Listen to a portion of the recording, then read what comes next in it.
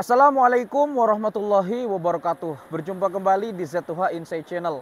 Senang sekali saya bisa berjumpa untuk berdiskusi, berdialog, serta sharing ilmu untuk sobat sekalian dimanapun Anda berada. Apa kabar semuanya sobat? Mudah-mudahan selalu dalam keadaan baik-baik saja. Pasti salah satu di antara kita dari dulu hingga sekarang pernah bertanya-tanya, kira-kira apa yang saya ajarkan di sekolah itu akan bermanfaat atau tidak dalam hidup saya? Apakah pelajaran-pelajaran di sekolah itu akan bermanfaat ketika saya bekerja? Ya, ada yang bermanfaat, ada yang tidak. Banyak sekali mata pelajaran di sekolah. Ada matematika, ada bahasa Indonesia, olahraga, seni budaya, biologi, fisika, dan seterusnya. Di mana semua itu akan mengerucut kepada satu, yaitu bidang Anda apa, passion Anda apa. Nah lantas, apakah hanya itu yang diajarkan di sekolah? Pada episode kali ini, kita akan sedikit membedah dan membahas tentang hal-hal yang tidak diajarkan di sekolah. Tepatnya ada 7 hal yang tidak diajarkan sekolah. Tentu ketujuh hal tersebut bukan berdasarkan perspektif ya, tetapi karena berdasarkan pengalaman saya pribadi. Karena perspektif orang itu pasti berbeda-beda. Kalau kita berbicara tentang hal yang tidak diajarkan di sekolah, tentu akan sangat banyak dan akan sangat meluas. Dan pembahasannya akan melebar kemana-mana. Tetapi pada episode kali ini, saya akan membahas tentang 7 hal yang rata-rata tidak diajarkan di sekolah. Apa saja itu? Ini akan kita bahas pada episode kali ini. Ayo kita belajar bersama, jangan skip videonya, dan seperti biasa, kita putar dulu intronya.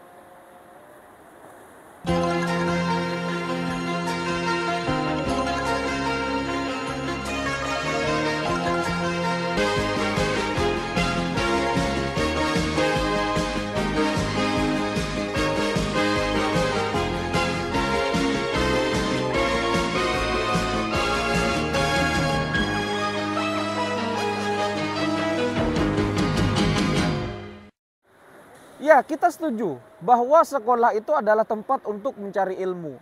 Sekolah itu adalah tempat untuk mengukir prestasi. Dan sekolah adalah tempat belajar serta bermain bersama teman-teman yang kita cintai dan kita sayangi. Dengan sekolah kita setidaknya mempunyai wadah untuk membentuk karakter, pola pikir, dan setidaknya untuk bersaing di dalam hal ini adalah dunia pekerjaan. Tentu setiap orang memiliki kesempatan masing-masing ketika dia sekolah. Karena dengan sekolah orang tersebut juga akan memiliki hubungan-hubungan atau relasi dengan teman-teman sebayanya, dengan guru-gurunya, dan dengan organisasi-organisasi yang sudah mereka tempuh selama bersekolah dengan berbagai pengalaman-pengalaman yang pastinya berbeda-beda setiap orangnya. Di sekolah biasanya ada 3 aspek yang sangat diperhatikan. Yang pertama adalah aspek kognitif, yaitu adalah aspek intelijensi atau pengetahuan, di mana biasanya kognitif itu selalu berhubungan dengan kemampuan kita menangkap mata pelajaran. Baik itu mata pelajaran yang bersifat matematik ataupun mata pelajaran yang bersifat non-matematik. Itu yang pertama. Yang kedua adalah aspek afektif, yaitu tingkah laku kita selama di sekolah, entah itu kepada sesama teman, sesama guru, kepada guru, dan lain sebagainya yang berhubungan dengan tingkah laku kita. Dan yang berikutnya adalah psikomotor atau psikomotorik. Ini berhubungan dengan kemampuan kita dalam mengolah tubuh. Artinya misalkan seperti keolahragaan yang bersifat ragawi atau yang bersifat dengan kekuatan-kekuatan fisik. Jadi ketiga aspek tersebut biasanya selalu dititik beratkan kepada sekolah atau kepada siswa ketika mereka bersekolah. Itu ada kognitif, kemudian afektif, dan juga psikomotor. Nah, di lain hal itu biasanya sekolah ada pelajaran-pelajaran tertentu seperti ekstrakurikuler, pun juga demikian sekolah juga biasanya mengajarkan berorganisasi. Ya, berorganisasi dalam hal ini adalah OSIS, orientasi siswa intrasekolah. Lalu kemudian kalau di tingkat perguruan tinggi kita mengenal BEM ada Badan Eksekutif Mahasiswa. Tujuannya adalah untuk membentuk karakter mahasiswa, mempunyai visi dan misi, dan setidaknya bisa membuat relasi di luar kampus atau di luar lingkungan sekolah untuk membuat dirinya bisa menjawab tantangan-tantangan yang ada di depan. Nah, seperti itulah kira-kira bagaimana gambaran-gambaran secara umum di sekolah, baik sekolah SMP, kemudian SMA, hingga perguruan tinggi. Nah, apa saja hal-hal yang tidak diajarkan di sekolah? Tentunya hal ini berangkat dari pengalaman saya pribadi dan juga beberapa perspektif kebanyakan mata pelajaran atau setidaknya hal-hal yang tidak diajarkan di sekolah. Tentunya setiap orang memiliki pandangan masing-masing, jadi kalau sobat setidaknya memiliki pandangan yang berbeda, silakan tulis di kolom komentar, karena setiap orang itu pasti memiliki kecenderungan atau pengalaman-pengalaman yang berbeda. Tetapi ini adalah gambaran-gambaran umumnya yang biasanya tidak diajarkan di sekolah. Apa itu? Ada 7 hal yang tidak diajarkan di sekolah. Tentu kalau kita mengerucut kepada hal-hal yang bersifat kognitif, maka ini tidak seharusnya dibahas. Tetapi kalau kita berkaca kepada atau melihat perspektif ketika siswa atau mahasiswa itu lulus, maka 7 hal ini biasanya akan Anda renungkan ketika Anda lulus sekolah atau lulus kuliah. Hal apa saja itu? Yang pertama adalah scam. Apa itu scam? Scam itu adalah kejahatan dunia maya atau yang disebut dengan kaum scammer. Ya, kita mengetahui bahwa kejahatan dunia maya atau kejahatan digital saat ini sangat banyak sekali kasusnya. Entah itu mahasiswa, entah itu siswa yang bersekolah di sekolah negeri ataupun swasta, tak peduli apapun itu, di sekolah tidak diajarkan bagaimana cara mengenali atau setidaknya mendeteksi scam. Ya, sekarang ini teknologi informasi sangat marak dan sangat tidak bisa dibendung. Jadi kejahatan di dunia maya juga begitu, berjalan lurus dengan kejahatan yang ditimbulkan oleh dunia maya itu sendiri yang disebut dengan scam atau scammer. Kemudian ada yang disebut dengan pencurian identitas, penyalahgunaan akun, kemudian akun bodong. Ada juga yang kalau Anda berprofesi sebagai dosen, ada jurnal-jurnal yang disebut dengan jurnal bodong, katakanlah jurnal internasional yang bisa memuat tulisan Anda padahal itu adalah sebuah jurnal yang abal-abal. Ya, seperti itulah scam. Jadi sekolah tidak pernah mengajarkan itu. Siswa-siswanya hanya mengetahui dari internet. Siswa-siswanya hanya mengetahui dari mulut ke mulut, dari siswa-siswa yang lain tentunya. Jadi hal itu perlu diajarkan di sekolah. Guru-guru dalam hal ini harus tahu dan harus paham betul bagaimana seharusnya menanggulangi scam ini. Karena biar bagaimanapun peserta didik itu adalah aset yang sangat berguna di masa depan. Guru-gurunya pun juga harus mengupgrade diri, harus melek teknologi dalam hal ini. Tentunya jika semua itu dilakukan, maka penipuan yang berkedok dunia maya atau berbasis IT setidaknya bisa dikurangi. Yang berikutnya atau yang kedua adalah negosiasi. Apa yang disebut negosiasi? Negosiasi itu adalah suatu perbincangan atau suatu keadaan antara kedua belah pihak untuk mencapai sebuah kesepakatan bersama. Itu kan yang disebut dengan negosiasi secara gambaran umum. Yang dimaksud negosiasi dalam hal ini adalah tentu kita sudah mengetahui betapa banyak kasus-kasus kekerasan yang dialami oleh siswa ketika mereka sekolah. Katakanlah siswa tidak sepenuhnya bisa berpendapat kepada guru. Dalam hal ini guru sangat membatasi pendapat siswa. Kemudian banyak kita temui kasus-kasus guru memukul siswa atau siswa memukul gurunya hingga terjadilah pertengkaran. Nah, kalau kita telusuri kedua hal ini antara guru dan siswa seharusnya ada negosiasi yang bisa dibicarakan secara baik-baik. Karena biar bagaimanapun di sekolah itu kan ada guru BK atau bimbingan konseling. Untuk apa ada guru BK kalau negosiasinya tidak deal? Untuk apa ada dosen wali kalau di kampus kalau negosiasinya tidak deal? Betapa banyak negosiasi-negosiasi yang gagal hanya karena tidak diajarkan bagaimana cara bernegosiasi yang benar. Untuk apa mereka belajar organisasi intrasekolah? Untuk apa ada BEM, Badan Eksekutif Mahasiswa, kalau ujung-ujungnya selalu saja ada demonstrasi, selalu saja ada kekerasan-kekerasan di sekolah. Jadi negosiasi itu penting diajarkan oleh guru kepada siswanya, oleh dosen kepada mahasiswanya, agar kejadian-kejadian kekerasan, demo yang tidak ada hentinya itu bisa dikurangi. Setidaknya walaupun tidak bisa dikurangi, mereka sudah siap bahwa negosiasi itu sangat penting untuk menunjang keberlangsungan proses pembelajaran. Karena biar bagaimanapun pembelajaran itu tidak bisa dipandang sebelah mata. Pembelajaran itu adalah hal yang sangat urgent atau nafasnya sekolah. Itu yang kedua. Yang ketiga adalah bela diri. Ya, bela diri itu tidak diajarkan di sekolah. Ada sih, tapi bukan mata pelajaran wajib. Ya, bukan mata pelajaran wajib. Banyak sekali sekolah-sekolah ataupun perguruan tinggi yang tidak ada mata pelajaran atau setidaknya bela diri. Jadi bela diri itu hanya ada ketika ada ekstrakurikuler. Itu pun siswa-siswanya sedikit yang mau bergabung. Kenapa ini bisa terjadi? Karena tidak diwajibkan.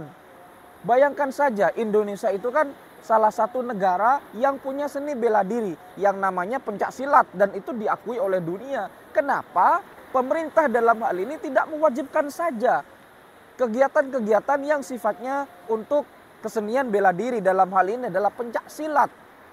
Setidaknya ada mata kuliah wajib atau mata pelajaran wajib yang harus diikuti siswa. Contohnya ketika olahraga.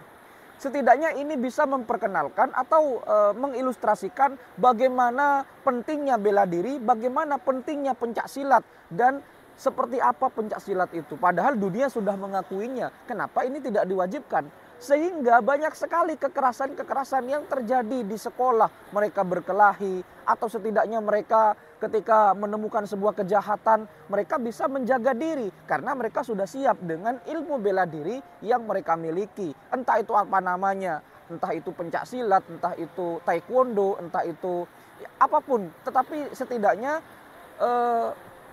yang namanya seni bela diri atau bela diri di sekolah seharusnya bisa digalakkan. Karena biar bagaimanapun kita tidak pernah mengetahui bahaya apa yang mengancam. Entah itu di sekolah, bahkan di luar sekolah. Itu yang nomor 3. Yang nomor 4 adalah keadaan darurat dan pertolongan pertama. Ya, tentu kita kalau di sekolah diajarkan bagaimana caranya menangani siswa atau teman-teman kita dengan P3K. Pertolongan pertama pada kecelakaan. Tetapi tidak digalakkan sebagaimana mestinya. Artinya ya hanya sekedar ada. Artinya hanya sekedar formalitas, yang penting ada. Kita tidak pernah mengetahui bahaya apa yang mengancam. Sama seperti yang nomor 3 tadi, bela diri. Maka keadaan darurat di sini di sekolah harus diajarkan. Kita tidak pernah benar-benar tahu. Bayangkan ya, Indonesia itu kan adalah negara yang memiliki gunung berapi ya, yang sangat banyak. Jadi gunung berapi di Indonesia itu sangat banyak, tetapi ya kalau kita melihat di negara Jepang, maka kalau ada bencana alam mereka sudah siap. Nah, Indonesia seharusnya bisa seperti itu. Ya ada sih pelatihan-pelatihan yang bersifat seperti itu, katakanlah ada basic safety training. Kalau misalkan Anda ingin berkarir di dunia kemaritiman kan biasanya ada pelatihan yang namanya BST, dokumen BST, basic safety training. Yang dimana di dalamnya itu berisi pelajaran-pelajaran penting tentang survival instinct atau insting bertahan hidup ketika keadaan darurat dan juga pertolongan pertama kepada keadaan yang sangat genting.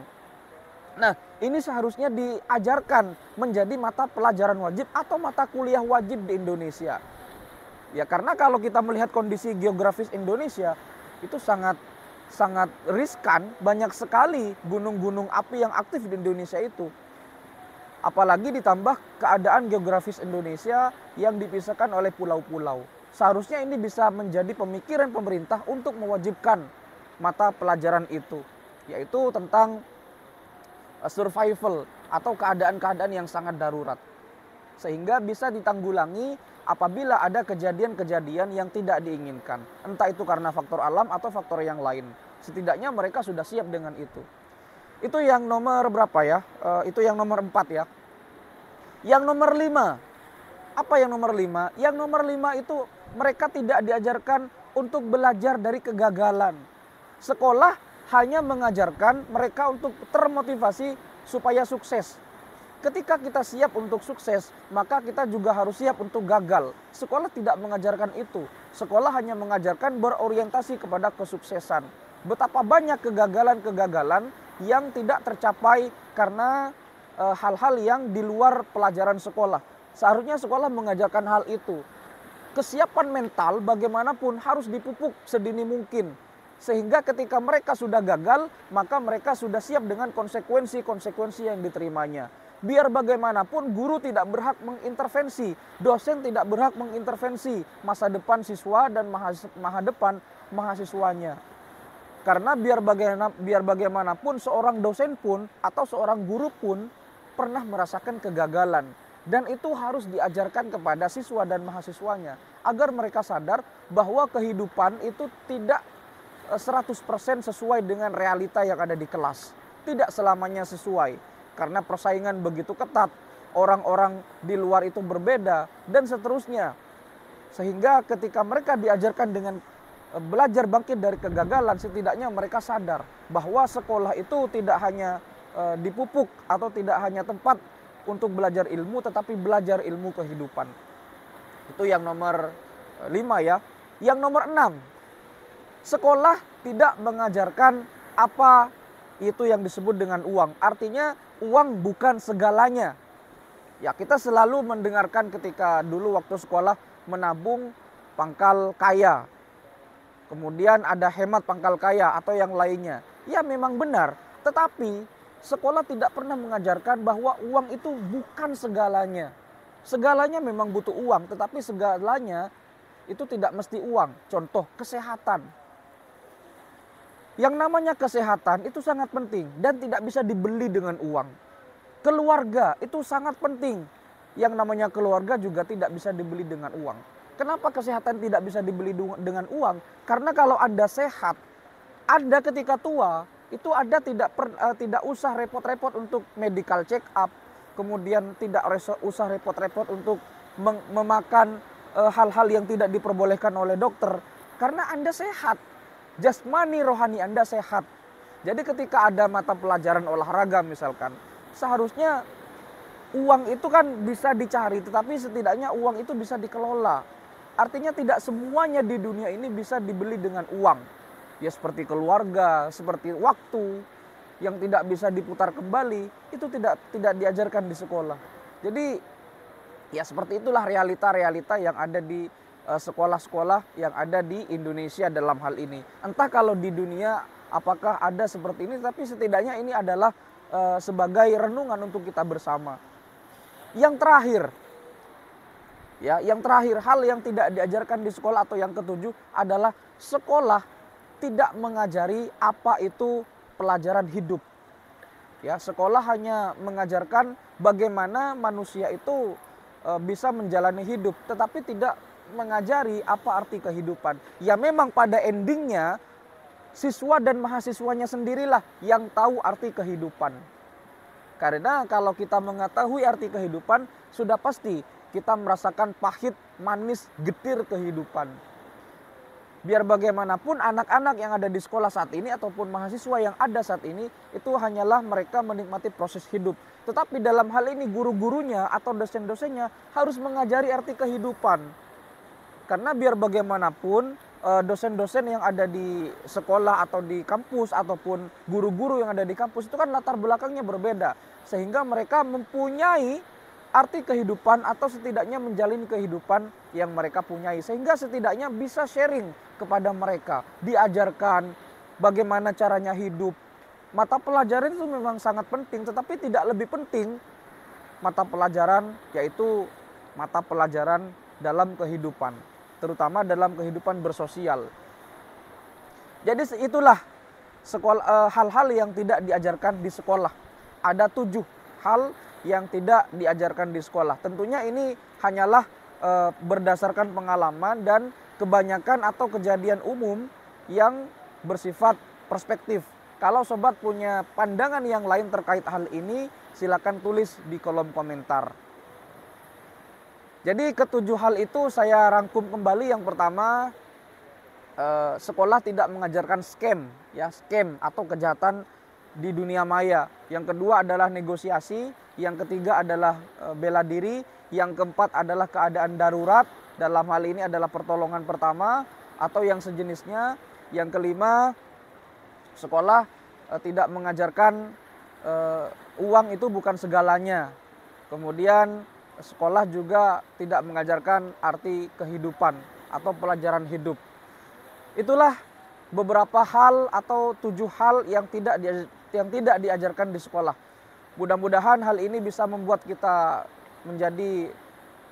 bahan renungan ya untuk kita semua, agar setidaknya sekolah-sekolah yang ada di Indonesia itu menjadi sekolah yang lebih baik dari sebelumnya. Kita sama-sama membangun Indonesia, dalam hal ini adalah pendidikan yang lebih baik. Mudah-mudahan video ini bisa memberikan manfaat kepada kita semua. Jangan lupa untuk terus mendukung channel ini agar berkembang. Like, komen, share, dan subscribe. Sampai jumpa di video berikutnya. Wassalamualaikum warahmatullahi wabarakatuh.